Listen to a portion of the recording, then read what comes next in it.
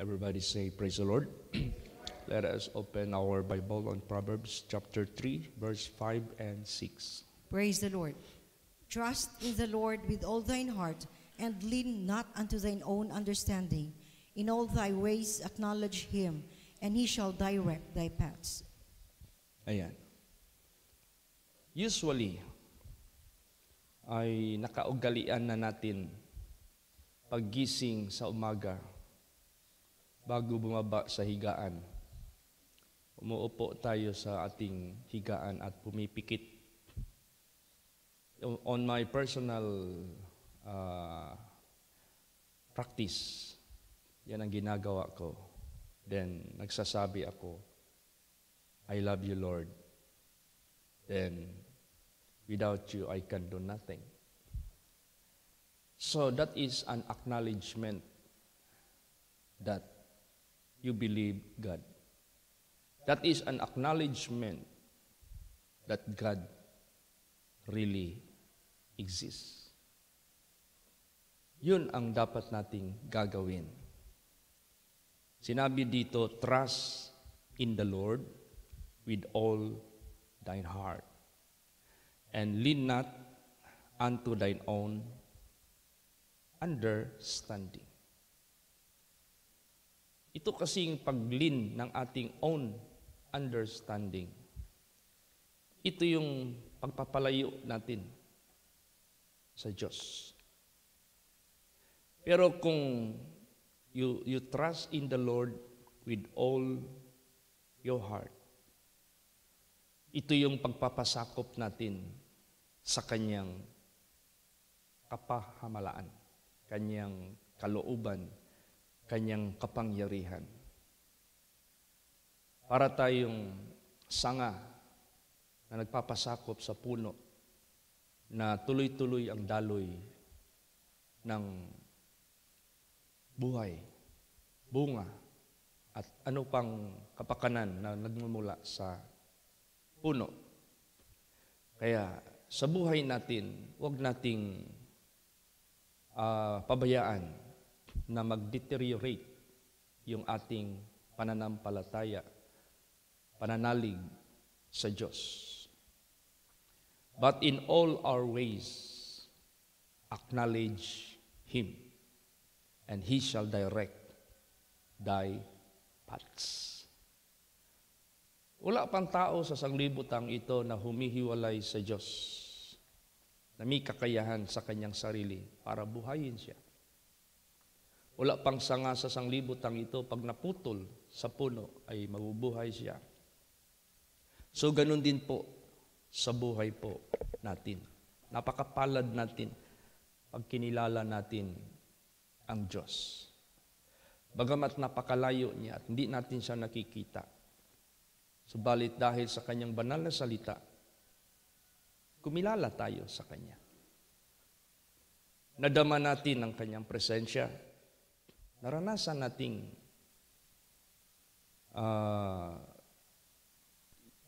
nating sinagot ang ating mga dalangin. So ibig sabihin yan, itong ating pananampalataya sa Diyos, ito talaga yung magbibigay sa atin ng pagtatagumpay sa sanglibutang ito.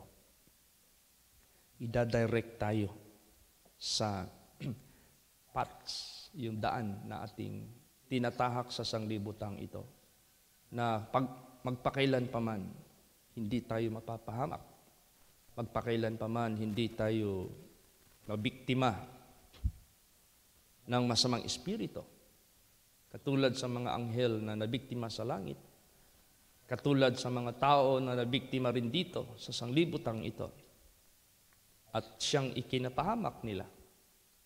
Kaya napaka-importante yung ating pag-acknowledge sa lahat ng ating mga ways. Let us acknowledge God. At kung merong mga tinatawag nating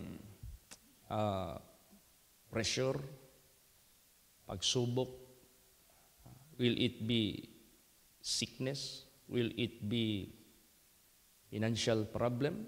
Will it be persecution? Will it be kung ano-ano pa man ang mga pwedeng magda-down sa iyong spirituality. Yan ang pinaka-importante na ma-maintain natin ang ating pagkilala sa Diyos. Yan ang pinaka-importante na ma-maintain natin ang ating pagpasakop sa Diyos. Yan ang importante ma-maintain natin ang ating pag-acknowledge sa Kanya. Tulad na lang dito sa sinabi sa Job 13:15. Pakibasa po. Praise the Lord. Though he slay me, yet will I trust in him, but I will maintain mine own ways before him. Di ba? Kahit patayin niya ako, ganun pa man, mananalig pa rin ako sa Kanya. Imi-maintain ko ang aking daan sa harapan ng Panginoon. So, ibig sabihin yan, napakatibay. Yung iyong naging pananampalataya at pananalig sa Diyos, hindi kayang tibagin kahit kamatayan, hindi kayang makatibag. Bakit? Sapagkat if you hold your faith in God, you have blessing beyond death. Matapos ang buhay sa sanglibutang ito, as you maintain your faith in God, there is life forevermore. Bakit? You believe Him. You trust His Word. You experience His faithfulness habang nandito ka sa sanglibutang ito. Kaya, lalo nating pagtibayin ang ating pagkilala, ang ating pagpasakop, ang ating pagsunod sa ating Panginoong Diyos. No wonder, bakit ang mga disciples, no wonder, bakit yung mga children of God in the Old Testament, ano mang gawin sa kanila, isunugin man sila, pakain man sila sa leon, patayin man sila by sword. Dito naman sa New Testament, i-crucify man sila, hatiin man yung katawan nila, batuhin man sila ng bato. Hindi sila natinag. Kasi lubos yung kanilang pananampalataya sa Diyos. Kumbaga pa, wholehearted. Believe God with all your heart. Bakit? Dahil alam nila, there is life after dito sa sanglibutang ito. Kasi yun yung pinahayag ni Kristo. Yun yung pinahayag ng Diyos. Yun yung pinangako ng Diyos. Hindi yan magiging in vain. Hindi magsisinungaling magpakailan pa man. Kaya lagi nakasabi dyan sa Bible, it is impossible for God to lie. There are two immutable things that it is impossible for God to lie. Yung mga dalawang bagay na hindi nababago, hindi natitinag, na kung saan ang Diyos ay imposibleng magsisinungaling. Kaya, therefore, gusto nating matupad, masunod yung ating hinihingi sa ating Panginoong Diyos. Panghawakan mo yung iyong pananampalataya sa Diyos. Hindi yan maging void or useless. Yan yung magkahatid sa iyo sa fulfillment ng iyong claim sa Diyos dahil naniwala ka sa Diyos. Dito man sa buhay mo sa sanglibutang ito at matapos man ang buhay mo mamaya kung kailan ka papahingahin ng Diyos. Basahin natin yan. Psalms 37:5. Praise the Lord. Commit thy way unto the Lord. Trust also in Him, and He shall bring it to pass. You see? Commit thy ways unto the Lord. Trust also in Him, and He shall bring it to pass. Ibig sabihin yan, You have the connection with Him. That whatsoever you desire in prayer, He will give it to you. Hindi pwede na meron kang faith sa Diyos, obedient ka sa Diyos, humingi ka sa Diyos, hindi mo natanggap. Hindi pwede yun. That is a great contradiction sa katotohanan. Kaya nga sinabi dyan, He shall bring it to pass. Bakit? Word niya yan. Promise niya yan. Pangako niya yan sa mga tao na maniniwala sa Kanya. Pangako niya yan sa mga tao na magpapasakop sa Kanya. He cannot deny Himself. Hindi niya madideny ang Kanyang sarili. Tingnan niyo. Tayo na hindi humiwalay sa paglilingkod sa Diyos. When I met Pastor Dodong Buagas, when he was still young, and I am too young also. Bata pa ako. We were both singles at that time. Di kami humiwalay hanggang ngayon. Nagkaapo na lang kami. Tingnan natin yung ating mga karanasan na hindi tayo humiwalay sa Panginoon. Yung desire ng ating puso. Nakatapos yung mga anak natin. Maging successful sila. Tinupad yan ng Diyos. Lalo't na ngayon, na nag-decide na tayo na mag-full-time tayo sa Panginoong Diyos. Lalo na. Lalo na. Tayo ay sasamahan ng Diyos sa ating buhay. Kaya napaka-importante po na tayo ay magpakatibay sa ating pananampalataya at pananalig sa Diyos. Huwag tayo matinag. Minsan kasi, may mga mananampalataya sa Diyos. Makakita lang ng mga tao na mga wicked at hindi nananalig, hindi nanampalataya sa Diyos, tapos nagpa-prosper naman sa material. Parang nagbabago yung isip. Parang nag-aalinlangan na sa Diyos. Parang susunod na rin sila doon sa ways ng mga wicked. Hindi ganon ang uri ng faith na gusto ng Diyos makita sa atin. If you believe God, if you trust God, in all your ways, acknowledge God. Praise the Lord. Sa lahat mong mga ways, i-acknowledge mo yung Diyos. Let God take over to your ways and let God direct your path. At anumang mga bagay na kinumit mo sa Kanya, He will bring it to pass. Sigurado yan. Hindi ka maging failure. Basahin natin. Psalms 37 verse 7. Praise the Lord. Rest in the Lord and wait patiently for Him. Fret not thyself because of him who prospereth in his way, because of the man who bringeth wicked devices to pass. Yes. Pag sinabing rest in the Lord, you are rested in the Lord. Pag sinabing rested in the Lord, you have the confidence in Him. Praise the Lord. Or confidence. No? Meron kang confidence dyan sa ating Panginoong Diyos. Panatag yung loob mo. Rested ka ba? Kasi ang tao pag unrest, ibig sabihin yan, wala siyang assurance. Pero pag rested ka in the Lord, rest in the Lord, may assurance ka eh. Alam mo, hindi ka bibiguin ng Diyos. So, rest in the Lord. Wait patiently for Him. Kailangan marunong tayo maghintay. Marunong tayo maghintay. Kaya maraming taong gagawa na lang ng paraan dahil nagmamadali. Yung paraan na kanilang ginagawa, mali. At doon sila napapahamak. Parang tao, mahirap.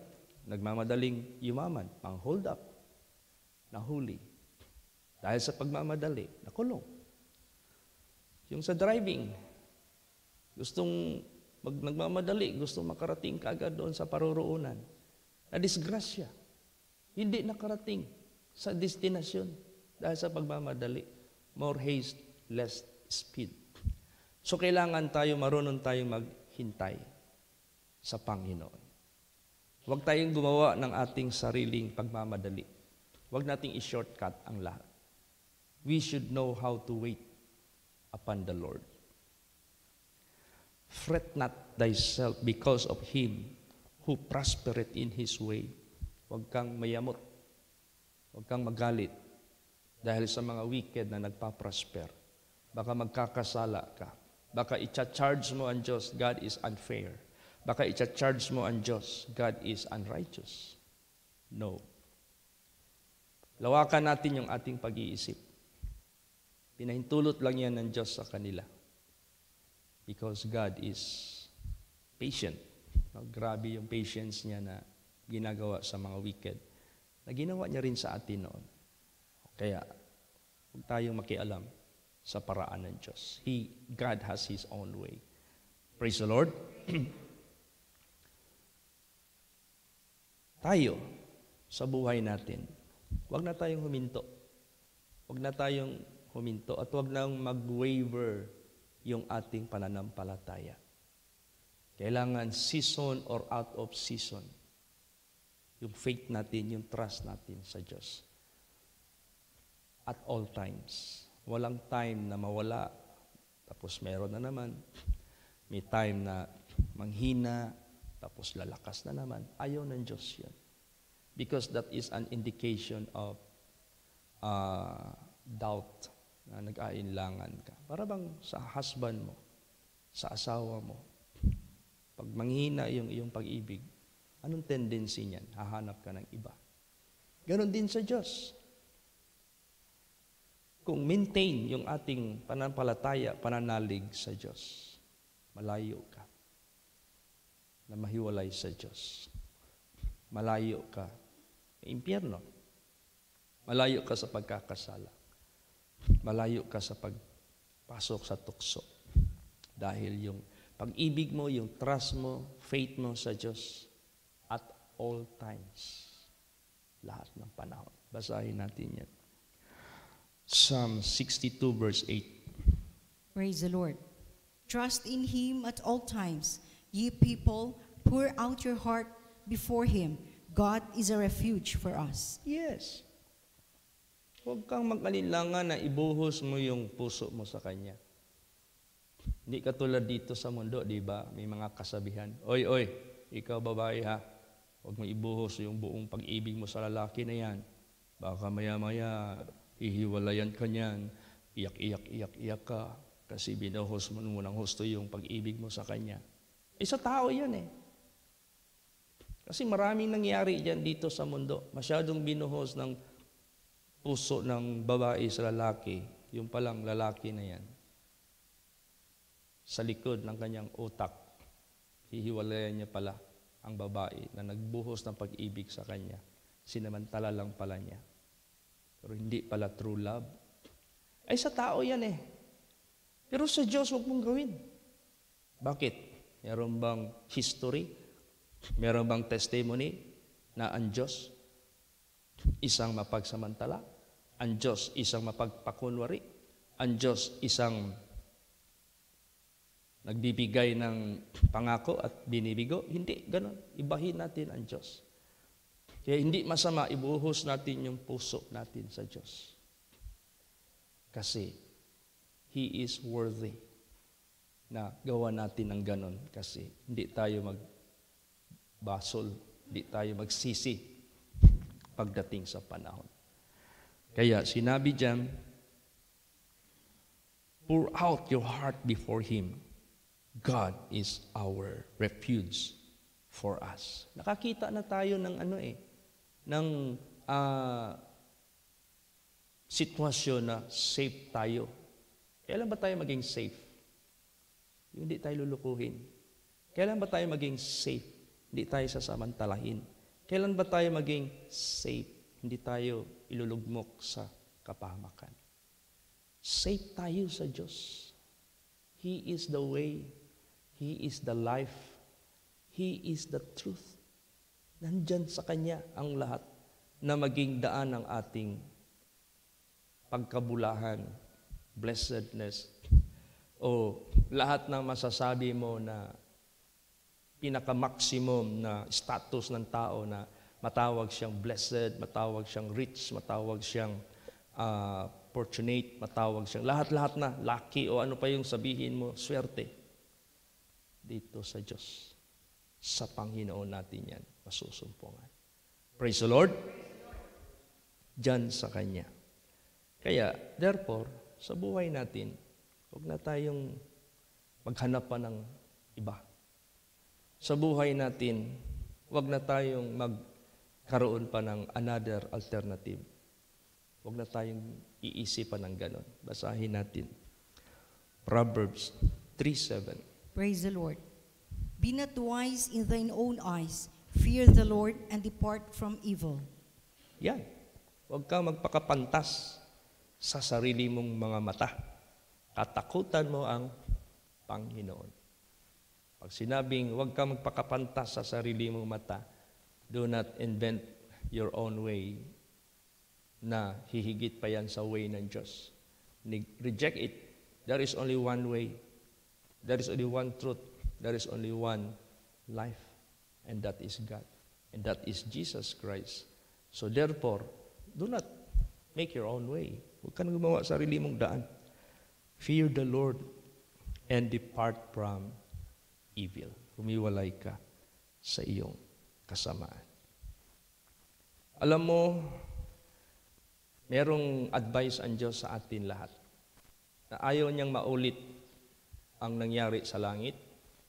Ayaw niyang maulit ang nangyayari sa lupa na nakitaan niya ng ganitong klaseng sitwasyon. Ikinalulungkot ng Diyos yan pag nangyari sa atin. Ano yan? Basa. Jeremiah 9:23. Praise the Lord. Thus saith the Lord, let not the wise man glory in his wisdom, neither let the mighty man glory in his might. Let not the rich man glory in his riches. Yun ang ayaw ng Diyos. Na mangyari sa atin na mag-glory tayo pag nandyan na tayo sa riches. Mag-glory tayo sa sarili natin pag nandyan na sa atin yung wisdom. Let not the wise man glory in his wisdom.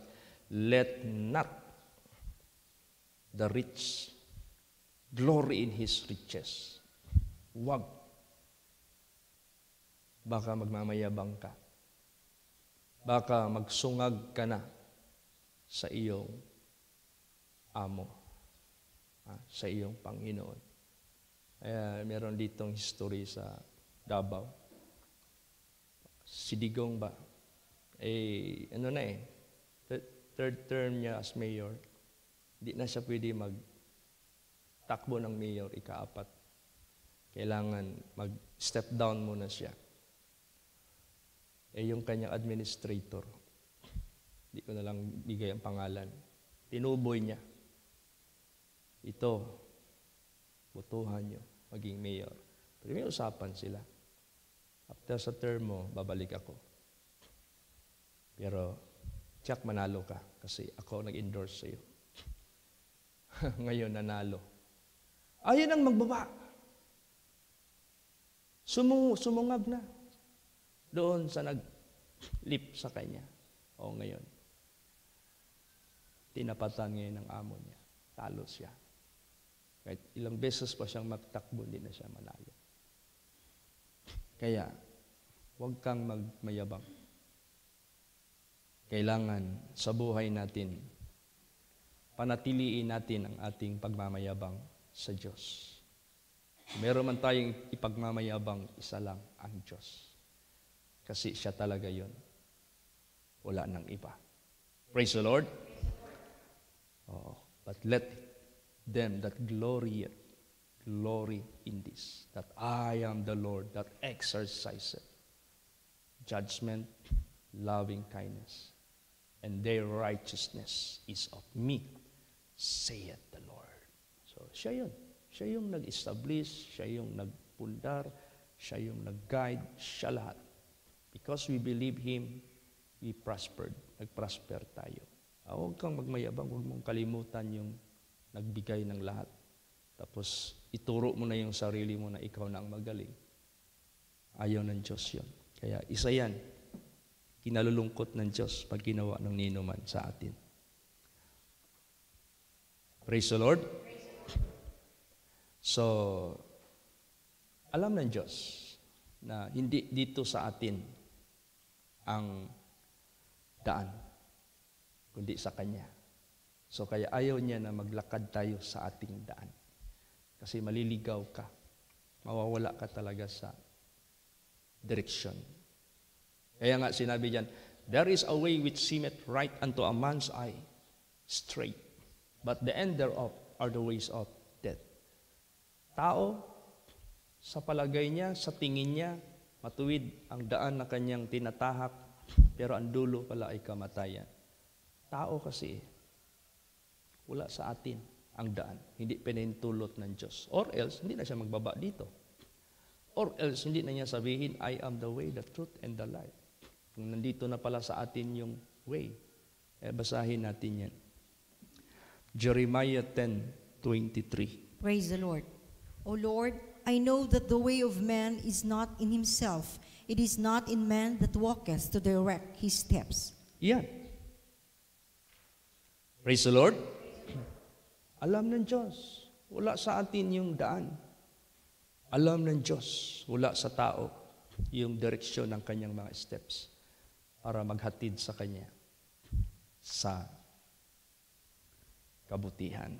Nandyan sa Kanya ang daan. So anong gusto ng Diyos? I-acknowledge mo siya. In all thy ways, acknowledge Him. Kasi nandyan sa Kanya ang daan. Nandyan sa Kanya ang susi. Nandyan sa Kanya ang direksyon. Siya yung magbibigay sa atin. Hindi katulad ng GPS, minsan iwawala ka. Hindi ganun ang Diyos. Tingnan mo yung magbiyahe kami sa Pangasinan. Pabalik na kami sa Manila. Eh, siyempre, minsan makadaan ka ng hindi mo kabisado.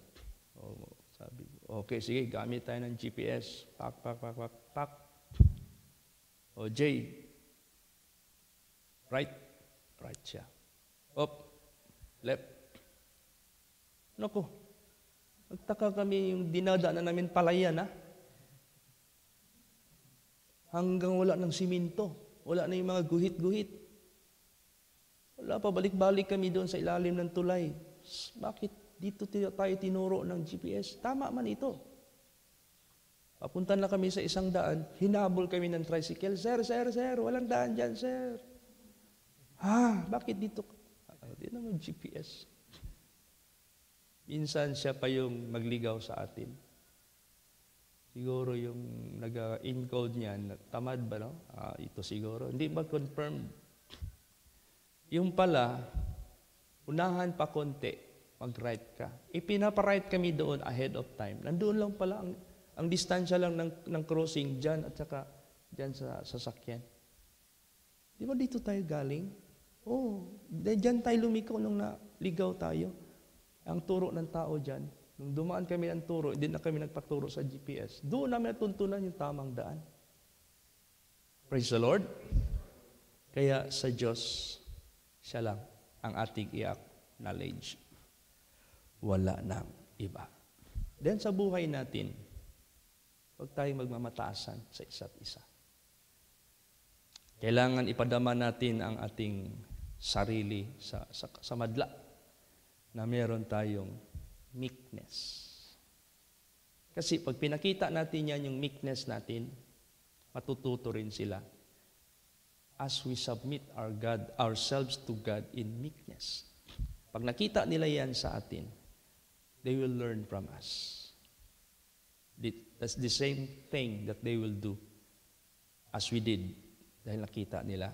Yun ang ipadama natin sa mga tao. Hindi kay makamit ka lang ng ibang tao dyan na hindi mo kilala o bago mo lang kilala, nagpapadramdam ka na superior ka, magaling ka.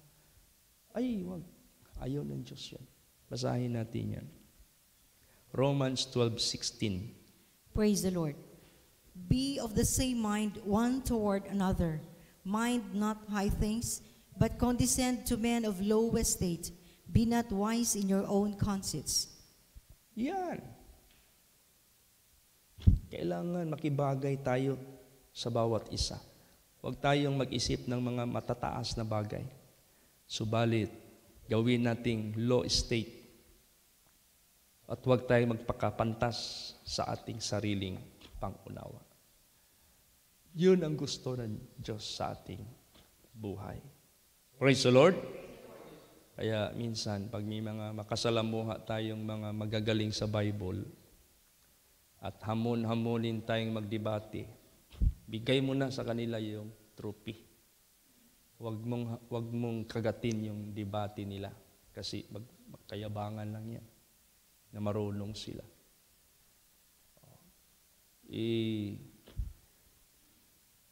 I-reserve na lang natin yung kaalaman doon sa mga tao na totoo.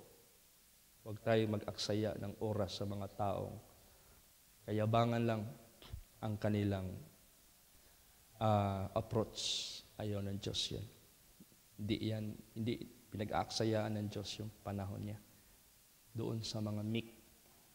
Kaya magpakita tayo ng meekness sa ating kapwa. Praise the Lord. Huwag tayong magpadisib sa sanglibutang ito. Huwag tayong gumaya sa mga kayabangan sa sanglibutang ito.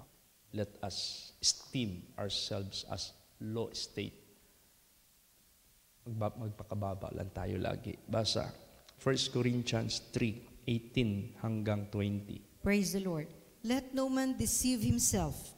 If any man among you seemeth to be wise in this world, let him become a fool, that he may be wise. For the wisdom of this world is foolishness with God. For it is written, He taketh the wise in their own craftiness. And again, the Lord knoweth the thoughts of the wise, that they are vain. Yes. Huwag kang magpakapantas sa sarili mo sa sanglibutang ito. Kung gusto kang magpakapantas sa harapan ng Diyos, magpakamangmang ka. Kasi ang kapantasan ng sanglibutang ito, kamangmangan sa Diyos. You want to be wise? You should become fool. Why? Because the wisdom of this world is foolishness with God. Anong gawin natin, Pastor? Magpakaluko-luko tayo? Magpatulo tayo ng laway para sabihin luko-luko tayo? Hindi. Huwag mong sakyan yung kayabangan ng mundo na mas mayabang ka pa sa kanila, mas magaling ka pa sa kanila. Bakit pala ipadama mo sa kanila na wala kang alam? Bahala na. Pero in truth, alam mo ang katotohanan. Praise the Lord. Ganon yan. Yan ang gusto ng ating Panginoong Diyos. So, sa buhay natin, huwag tayong masyadong mag-isip sa sarili natin na marunong na tayo. Huwag tayong mag-isip sa sarili natin na magaling na tayo. Lagi nating isipin na wala tayo. At dahil wala tayo, kumapit tayo sa Diyos. At dahil kumapit tayo sa Diyos, nagkaroon tayo. Hindi dahil sa ating sarili, dahil kumapit tayo sa Diyos. Praise the Lord. Last verses. 1 Corinthians 8:1 and 2. Praise the Lord. Now, as touching things offered unto idols, we know that we all have knowledge. Knowledge puffeth up, but charity edifieth. And if any man think that he knoweth anything, he knoweth nothing, yet as he ought to know. Yan. Tingnan mo yan. Pag meron kang knowledge, delikado. Knowledge is dangerous thing because knowledge pop up. Nagpapaburot, nagmamayabang. Meron man sa inyo dito na nagsasabi, alam mo na ang lahat. When in fact, wala kang kaalam-alam. O tingnan mo yan. Ayaw ng Diyos na mayabang tayo. Mas mabuti pa, we let the people know that we are nothing. But we have God who has our everything. Wala tayo sa sarili natin ikabubuga. Pero meron tayong Diyos na merong ikabubuga. So doon papunta. Sa Kanya ang honor, hindi sa atin. Totoo naman. Praise the Lord. Subukan mo. Wala ang Diyos sa buhay mo. May magawa ka ba? Hindi talaga magiging successful without Him. Kaya dakila ang Diyos na laging gumagabay sa atin. Let us go deeper and deeper to our relationship with God. In all our ways, let us acknowledge Him.